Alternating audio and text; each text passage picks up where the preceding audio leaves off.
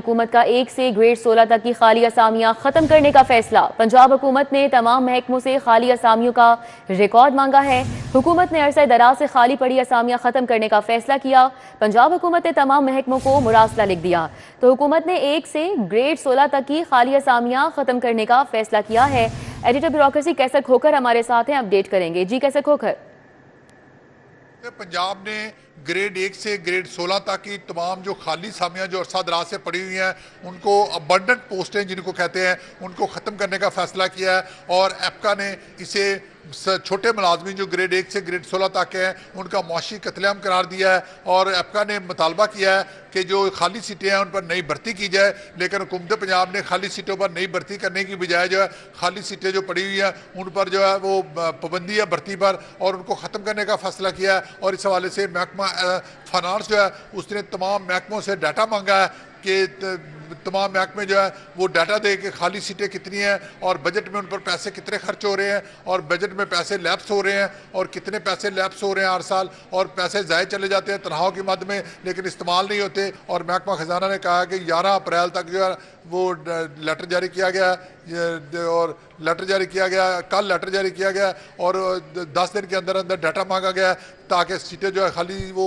ACS की सर्वे committee है और कफ़ायत शहर कमेटी कफ़ायत शहर के तहत जो है ये सीटें जो है ख़त्म कर दी जाएंगी। ये डाटा जो है तमाम महकमों से खाली सामियों का। शुक्रिया, हमारे साथ कैसर खोखर थे, अपडेट कर रहे थे। हुकूमत का मुख्तलिफ तरक्याती मनसूबों के लिए 183 अरब के इजाफी फंड्स का इजरा। समाजी और तरक्याती स्कीमों के लिए फंड्स के इजरा की मंजूरी। अपनी छत अपना घर स्कीम के लिए 89 अरब का इजाफी फंड मंजूर। शहर में रेस्टोरेंट और पिकनिक पॉइंट्स के लिए 27 करोड़ का इजाफी फंड मंजूर किया गया है।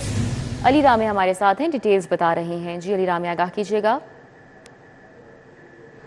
जी बिल्कुल, हुकूमत पंजाब की तरफ से 183 अरब रुपए का अजाफी फ़ंड्स का इजरा किया गया है जो कि अवामी मनसूबाजात हैं उनके लिए और इसमें 89 बिलियन अपनी छत अपना घर स्कीम के तहत मंजूर किए गए जो कि मुख्तलिफ तबकात के लिए ख़ास तौर पर पंजाब हुकूमत ने ऐलान किया कि अपनी छत अपना घर के तहत प्रोजेक्ट्स के तहत लोगों को घर और प्लाट जो है वो दिए जाएंगे। और इसके लिए क्योंकि हुकूमत पंजाब की तरफ से बाकायदा एक अजाफी प्रोग्राम जो है वो अप्रूव किया गया था जिसमें मज़ीद लोन जो है वो उन लोगों को मिलेंगे जो कि 50,000 से कम आमदन वाले अफराद हैं। और उसके साथ ही फैमिली प्लानिंग का एक मंसूबा है। महकमा सेहत के जो सेहत आमा के प्रोजेक्ट्स हैं उनके लिए भी 7 अरब रुपए का प्रोजेक्ट जो है वो फ़ंड उनके इजरा की बाकायदा मंजूरी जो है वो दी गई। अब इसके साथ ही social Maryam Nawaz social security जो कार्ड है उसकी अप्रूवल के लिए और उसके साथ उसके लिए इजाफी फ़ंड्स का इजरा जो है वो किया गया। वो अमाउंट जो है वो 30 करोड़ बताई जा रही है दस्तावेज़ात के मुताबिक। और दस्तावेज़ात के मुताबिक 84 अरब रुपए का बजट जो है वो काबीना ने मंजूर किया जो वज़ीर आला पंजाब के मुख्तलिफ इनिशिएटिव हैं जो कि बजट में शामिल नहीं थे लेकिन ब्लॉक एलोकेशन के तहत ये फ़ंड्स उनके लिए अप्रूव जो है वो किए गए। अब महकमा ख़जाना पंजाब ने बाकायदा इस बात की तस्दीक की है कि 183 अरब रुपए का अजाफी बजट वो डेवलपमेंट सेक्टर के अंदर शामिल किया गया लेकिन उसके लिए जो फ़ंड्स का बंदोबस्त है वो उन फ़ंड से किया गया जो कि मुख्तलिफ महकमों की तरफ से सरेंडर किए गए। और इसके साथ ही डाइवर्जन जो है वो 25 अरब रुपए की वो की गई।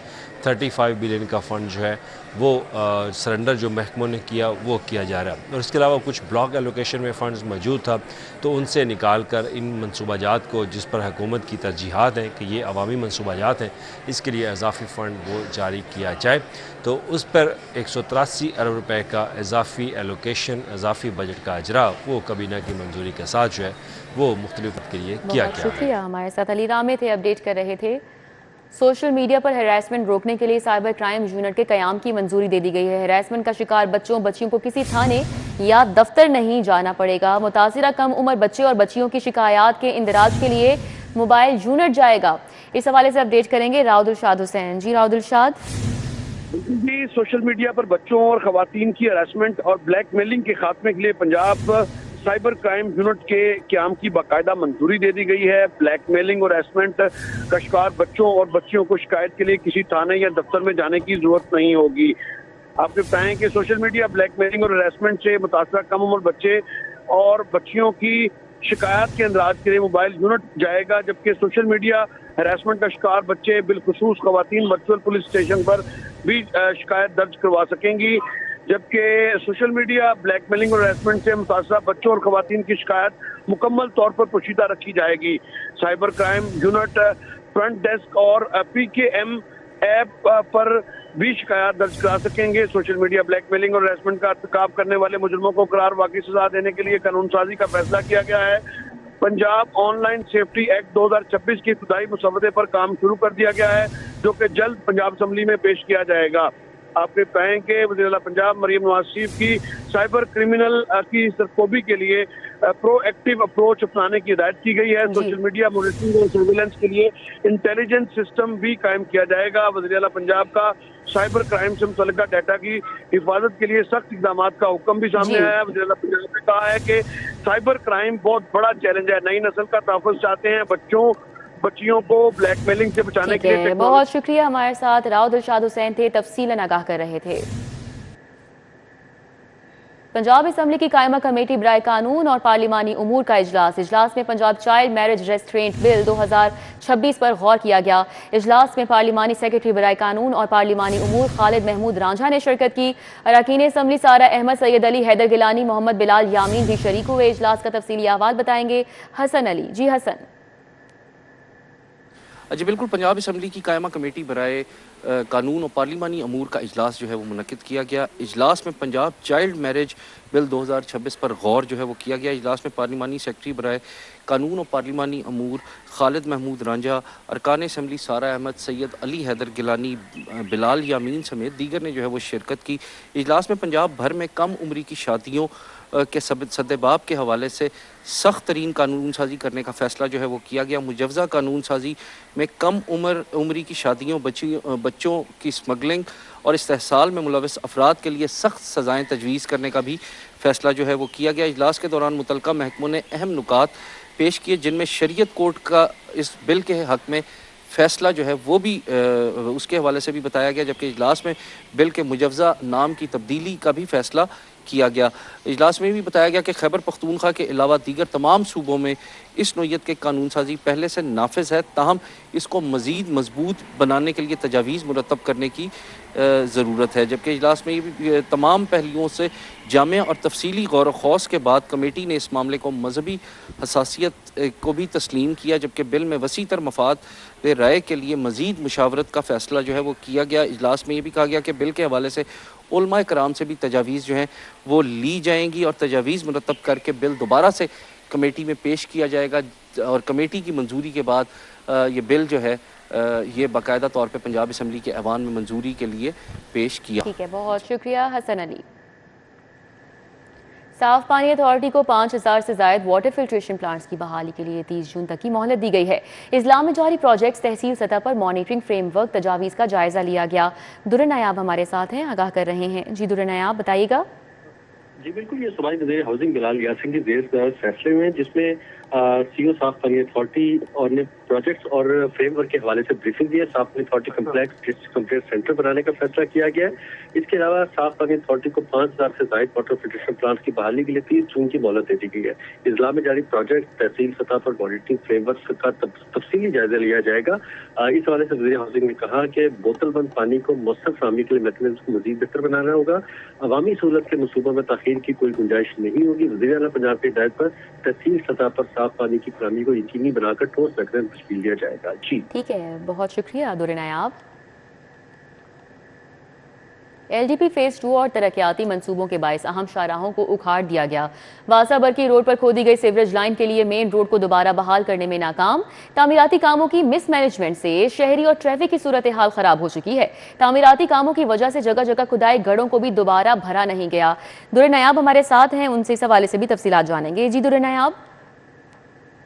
जी बिल्कुल, बरकी रोड पर सीवेज का जो मंसूबा है वो लाहौर डेवलपमेंट प्लान के फेज़ 2 का हिस्सा था, लेकिन अब वासा ने उसको LDP के बजाय उसको सालाना तरक्याती मंसूबों में डाल दिया है, जिसकी डेडलाइन 30 जून है। लेकिन हालत देखी जाए तो मंसूबा यहाँ पे काफ़ी ज़्यादा जो है वो खदोखाल है उसके बहुत ही ज़्यादा वो मफलूज हो चुके हैं। सड़क एक साइड से ब्लॉक कर दी गई है और ट्रैफिक को एक ही सड़क से गुजारा जा रहा है। एक ही तरफ से गुजारने से अब अक्सर औकात पे ट्रैफिक काफ़ी मुश्किलात का शिकार होती है, चौक भी हो जाती है। और जो रोड बंद की गई है, जहाँ पे सीवर डाला गया है, उसको मुकम्मल तौर पे अभी बैक फिल नहीं किया गया। बड़े बड़े गड्ढे खुदे पड़े हैं, गटर जो बनाए गए थे बड़े बड़े सीवरेज के लिए वो तमाम ओपन है और मुकम्मल तौर पे उसको कवर भी नहीं किया गया। अब अगर बात की जाए अगले महीने से प्री मानसून की तवक्कुआत है, प्री मानसून जो है वो स्टार्ट हो जाएगा, उसके बाद मानसून आ जाएगा जून से, और उसके बाद कब ये बैकफिल होगा, किस वक्त इसका रोड रेस्टोरेशन होगी, ये एक बहुत अहम सवालिया निशान है। वासा ने ये सीवर डालना था, जिसके बाद एलडीए ने यहाँ पे रोड कंस्ट्रक्शन का जो टेंडर लगाया हुआ था उस पर इम्प्लीमेंट करवाना था। किस वक्त ये काम स्टार्ट होंगे, किस वक्त जब ख़त्म होंगे, आगे मानसून की हैवी बारिशें हैं और पहले से भी 15-17% ज़्यादा बारिशों की तवक्को है। बहुत ही मखदूश हालत है इस वक्त। यहाँ पे ट्रैफिक जो है वो पीक आवर्स में काफ़ी जगह फंसी रहती है और बड़े बड़े गड्ढे खोदने में किसी भी नुकसान या बड़े भी जानी हादसे या माली हादसे का सबब भी बन सके। ठीक है, बहुत शुक्रिया दुर्र नायाब। ओपन मार्केट में फल सब्जियों के रेट्स और क्वालिटी में उतार चढ़ाव का सिलसिला भी जारी है। आलू 25, प्याज 80 से 100, टमाटर 110 रुपए किलो में फरोख्त। ओपन मार्केट में लहसुन और अदरक 120 रुपए पाव में फरोख्त हो रहा है। केला 220 रुपए फी दर्जन पर दस्तयाब है। रेट लिस्ट के हवाले से मजीद आगाह करेंगे अबू बकर शेख। जी अबू बकर। जी, लाहौर शहर की ओपन मार्केट में फल और सब्जियों के रेट्स की अगर बात की जाए तो आज जो फल और सब्जियों के रेट्स में खासा उतार चढ़ाव देखने में नज़र आ रहा है। ओपन मार्केट के अंदर आलू का जो रेट है ये 20 रुपए से लेके 30 रुपए फ़ी किलो के हिसाब से फ़रोख्त हो रहा है। इसी तरह प्याज जो कि एक बुनियादी और बेसिक सब्ज़ी हर घर में समझी जाती है, इसके जो रेट है ये 80 रुपए से लेके तकरीबन 100 रुपए फ़ी किलो के हिसाब से प्याज ओपन मार्केट में फ़रोख्त हो रहे हैं। जो भिंडियां हैं ये 250 रुपए से लेके 280 रुपए फ़ी किलो। इसी तरह अगर करेलों की बात की जाए तो ये 200 रुपए से लेके 230 रुपए फ़ी किलो के हिसाब से।